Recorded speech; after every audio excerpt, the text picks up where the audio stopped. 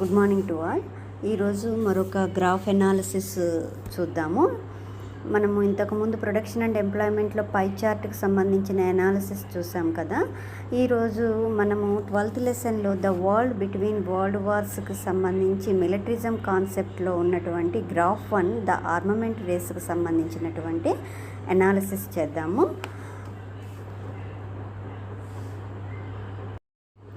Analysis కానీ, opinion కానీ, comment కానీ ఇలా ఇచ్చినప్పుడు మనము దానికి సంబంధించినటువంటి ఆన్సర్ రాసేటప్పుడు మనం 3 స్టెప్స్లో రాయవలసి ఉంటుంది అనేది మనం చెప్పుకున్నాము. అదే మనము content, analysis and findings, conclusion. Analysis and findings దగ్గర మనకి క్వశ్చన్లో అడిగిన దాన్ని బట్టి అది ఒపీనియన్. ఒకవేళ ఒపీనియన్ అడిగితే ఒపీనియన్ పెడతాము, లేదంటే కమెంట్ అని పెడిగితే కమెంట్ అని పెడతాము. సో ఈ విధంగా మనం ఆ మిడిల్ స్ట్రక్చర్ ఒక్కటి మారుస్తూ మనం content, analysis or comment or opinion and next step వచ్చేసి కంక్లూజన్ అనేది మనము రాస్తాము. సో ఇప్పుడు ఈ గ్రాఫ్కి సంబంధించి మనం గమనించినట్లయితే ఇది కూడా మనం 3 స్టెప్స్లో మనం ఫ్రేమ్ చేస్తాము. కంటెంట్, ఎనాలిసిస్ అండ్ ఫైండింగ్స్, అదేవిధంగా కంక్లూజన్. ఒకసారి మనం గ్రాఫ్ను చూద్దాము. ఫస్ట్ ఆఫ్ ఆల్ మనం గ్రాఫ్ను ఒకసారి అబ్జర్వ్ చేద్దాము. గ్రాఫ్ను అబ్జర్వ్ చేసినప్పుడు ఇక్కడ మనకి ఎక్స్ యాక్సిస్ పైన ఇయర్స్ కనపడుతున్నాయి. అదే వై యాక్సిస్ పైన మిలిటరీ ఎక్స్పెండిచర్ని మిలియన్ పౌండ్స్లో మనం చూపించడం జరిగింది. ఇప్పుడు ఎక్స్ యాక్సిస్ పై ఉన్నటువంటిది గమనించినట్లయితే కింద ఒక హెడ్డింగ్ ఇచ్చారు. Military expenditure by great powers Germany, Austria, Hungary, Great Britain, Russia, Italy and France 1880 to 1914. అంటే మనకి ఇక్కడ 1880 నుంచి 1914 వరకు ఈ యూరోపియన్ గ్రేట్ పవర్స్ అయినటువంటి జర్మనీ కానివ్వండి, Austria, Hungary, Great Britain, Russia, Italy, France అవి చేసినటువంటి మిలిటరీ ఎక్స్పెండిచర్ని మనకి తెలుపుతున్నాయి.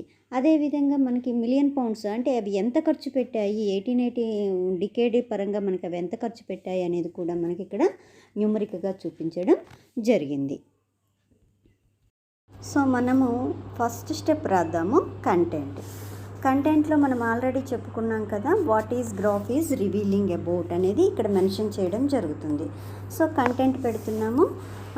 Heading, side heading, content.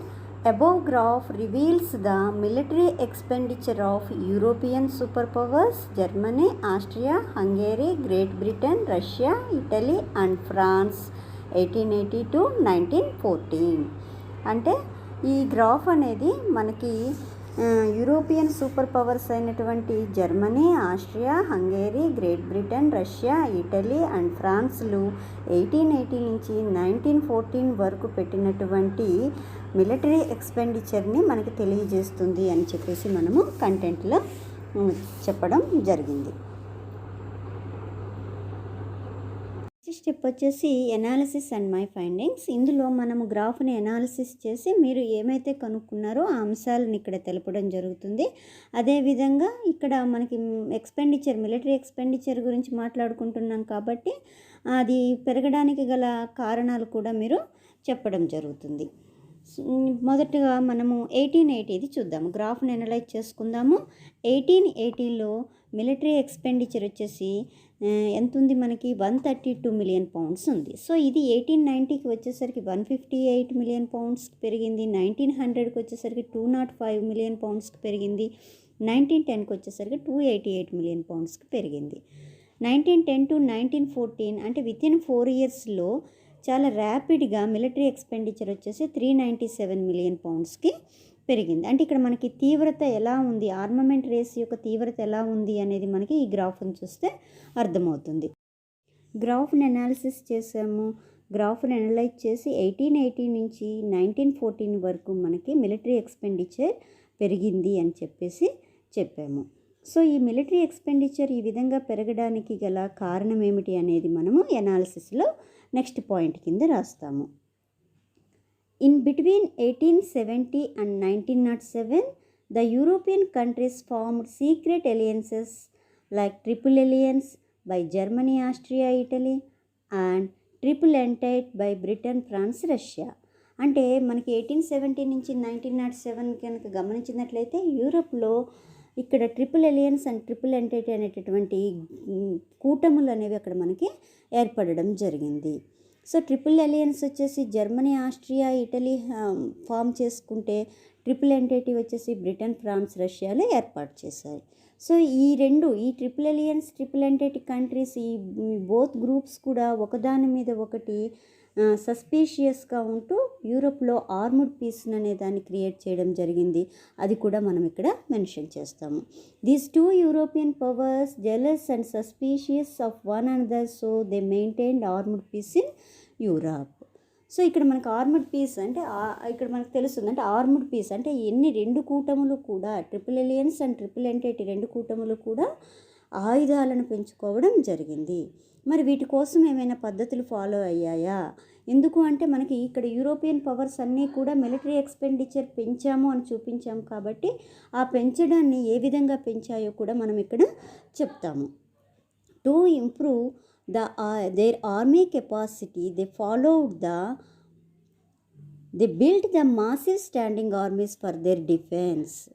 అంటే ఇక్కడ వాళ్ళు ఏం చేశారు అంటే వాళ్ళ డిఫెన్స్ కోసం మ్యాసివ్ రిక్రూట్మెంట్, ఆర్మీని రిక్రూట్మెంట్ చేసుకోవడం జరిగింది. అదేవిధంగా సెకండ్ పాయింట్ వచ్చేసి both groups competed with each other to increase their military weapons. So ఈ triple alliance and triple entity రెండు గ్రూప్స్లో ఉన్నటువంటి కంట్రీస్ అన్నీ కూడా ఒకదానితో ఒకటి పోటీపడి వాటి యొక్క ఆయుధాలను పెంచుకోవడం అనేది జరిగింది. థర్డ్ వన్ వచ్చేసి they promoted the idea of using war as solution of diplomatic problems. So European powers అన్నీ కూడా కంట్రీస్ మధ్య వచ్చేటటువంటి డిప్లొమాటిక్ అంటే దౌత్య సంబంధమైనటువంటి వ్యవహారాలన్నిటికీ కూడా యుద్ధమే పరిష్కారం కింద అవి భావించుకోవడం జరిగింది. ఈ కారణాల వలన మిలిటరీ ఎక్స్పెండిచర్ ఇంకా మనకి చివరిలో 1910 to 1914కి వచ్చేసరికి ఇంకా ఆర్మ్డ్ పీస్ మెయింటైన్ చేస్తున్నాయి కాబట్టి యూరోప్లో ఈ మిలిటరీ ఎక్స్పెండిచర్ అనేది ఇంత ఎక్కువగా పెరగడానికి ఇవి కారణాల కింద మనం చెప్పుకున్నాము. సో ఇప్పుడు మనము మిలిటరీ ఎక్స్పెండిచర్ ఎంత పెరిగిందో చెప్పుకున్నాము, అదేవిధంగా ఎందుకు పెరిగిందో చెప్పుకున్నాము. నెక్స్ట్ మనం థర్డ్ స్టెప్ వచ్చేసి conclusion.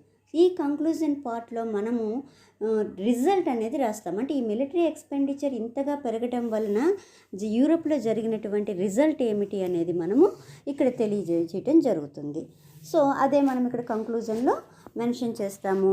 Due to above armament race among European powers leads first world war in 1914. So ఈ యూరోప్ కంట్రీస్లో ఈ విధంగా జరిగినటువంటి ఆర్మమెంట్ రేస్ అనేది దాని వలన మనకి మొదటి ప్రపంచ యుద్ధం రావడానికి ఇది ఒక కారణంగా మనం చెప్పుకోవచ్చు అనేటటువంటిది కంక్లూజన్ పార్ట్లో రాస్తాము.